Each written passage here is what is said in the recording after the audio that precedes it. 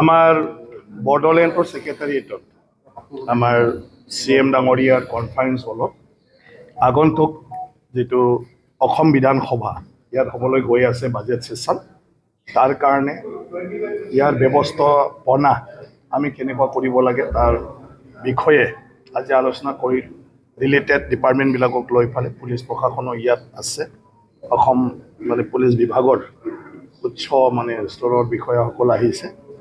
আৰু আমাৰ CM ডাঙৰীয়া স্পিকাৰ ডাঙৰীয়া ইয়াত আৰু আমাৰ অসম বিধানসভাৰ সকলোই আছিলে সব আমাৰ অসম বিধানসভা বহিব পাৰা এতিয়া যি বিধানসভা কক্ষ লাগে এইটো সম্পূৰ্ণ সব আমাৰ ৰেডি হৈ আছে তাৰ বাদেও আমাৰ মুখ্যমন্ত্ৰী ডাঙৰীয়া গভৰ্ণৰ ডাঙৰীয়া সবে ইয়াত আহি বহিবৰ কাৰণে যে চেম্বাৰ লাগে আমাৰ অলৰেডি এইটো আছে মন্ত্ৰী ডাঙৰীয়া সকলৰ কাৰণেও আমি সব চালো গোটেইটো আছে গতিকে কোনো ফালৰ পৰা অসুবিধা নাই এটা বিধানসভাত আমাৰ ৰিপৰ্টাৰ্ছ গ্যালাৰী হেতু আমি চাইছো এটো সাফিসিয়েন্ট আমাৰ অসম বিধানসভাৰ যে আছে তাৰ পিছত আমাৰ ভিজিটৰ্ছ গ্যালাৰী হেতু আমি চাইছো কম বেছি পৰিমাণ হলেও যেহেতু আমাৰ নিয়মটো আধা ঘণ্টা বিধানসভা চোৱাৰ পিছত সবে কি কয় সিটটো এৰি দিব লাগে সেই হিচাপে বহুখিনি আমি বিধানসভা চাবলৈ দিব পাৰো তাৰ বাদেও ইয়াত আহা মানুহখিনিয়ে বিধানসভা চলি থাকাটো চাই থাকিবলৈ বিভিন্ন ব্যৱস্থা থাকিব ভিতৰতো বাহিৰতো সেইবিলাক কথা আমি পাতিছো বাকি আমাৰ BTC চৰকাৰৰ তৰফৰ পৰা CM ডাঙৰীয়াই যিমানখিনি আৰু প্ৰয়োজন আছে সেইখিনি এৰেঞ্জমেন্টটো কৰি দিব গতিকে সম্পূৰ্ণ দায়িত্ব আজি BTC কৰ্তৃপক্ষই ল'লে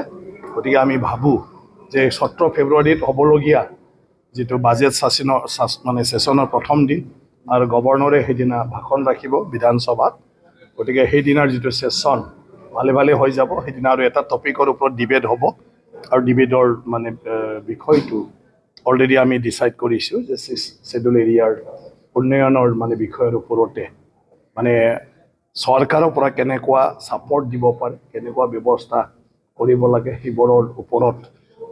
বিধায়কসকলে তেওঁলোকৰ মতবিলাক দাঙি ধৰিব আৰু হিচাপে চৰকাৰক আমি দৃষ্টিগোচৰ কৰো